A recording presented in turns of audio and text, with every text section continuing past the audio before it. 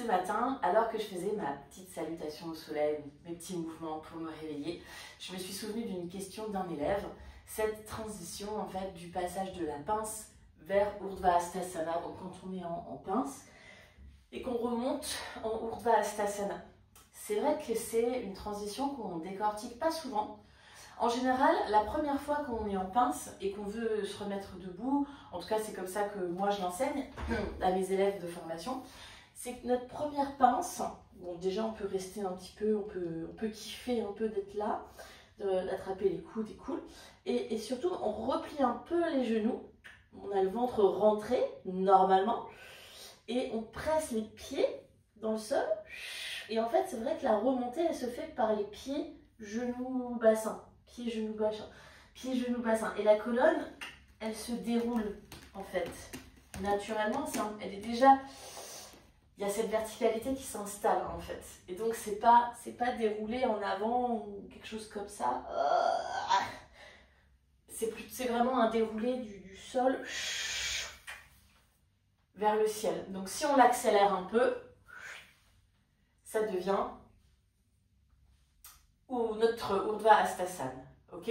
Même chose quand on redescend, soit on descend loin devant parce qu'on est en train de travailler notre handstand et qu'on est en train de travailler le dos plat avec les côtes fermées et on veut rester un petit peu ici, on travaille notre centre, notre deep core et ensuite on relâche. Ça c'est, pourquoi pas, c'est la façon en fait de faire, c'est pas tant ce qu'on fait, mais c'est la manière comment on le fait.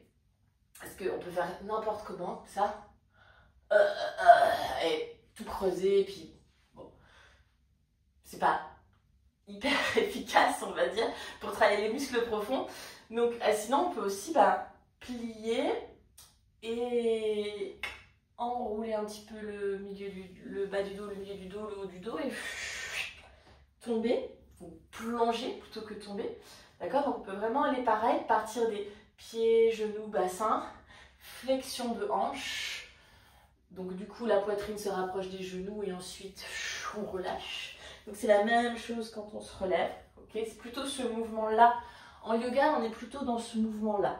Okay, en danse, on est assez dans ce mouvement-là. Souvent en danse, on enroule en tête, haut du dos, milieu du dos, bas du dos. Et c'est pas forcément mieux ou moins bien, c'est juste différent et ça travaille différemment. Le dos plat, ok, si c'est bien travaillé, centré, côte absorbée, nombril à l'intérieur, le bassin compact, en neutroversion, etc. etc. Okay, donc on peut faire un peu comme on veut. Okay. Dites-vous que pour protéger le bas de votre dos, vous n'avez qu'une seule chose à faire, peu importe si vous attrapez votre je sais pas, chaussette par terre, vous pouvez plier les genoux ou vous pouvez faire ça. Ok, on peut faire ça aussi. Maintenant, la question c'est si on fait ça, est-ce qu'on le fait en conscience? Souvent, non. Quand on ramasse ses chaussettes par terre à la maison, en général, on ne fait rien en conscience. Hein. D'ailleurs, même en faisant ça, on peut se faire très mal. Moi, là, ça me fait plus mal en bas du dos de faire comme ça.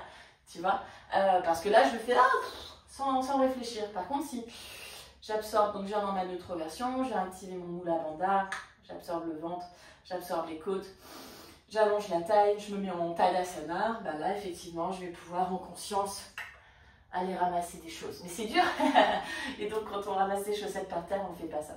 Donc pour récapituler la transition, que ce soit pour monter ou pour descendre, moi perso je vais plutôt recommander de pieds, genoux, bassin, flexion de hanche, puis relâcher. Même chose pour remonter, pieds, genoux, bassin, flexion, presse les pieds, en activant toujours pareil, l'intérieur des cuisses, Mula Bandha, etc., etc., etc. Et ça monte. Yes! J'espère que cette vidéo, ça va t'aider pour tes prochaines salutations au soleil.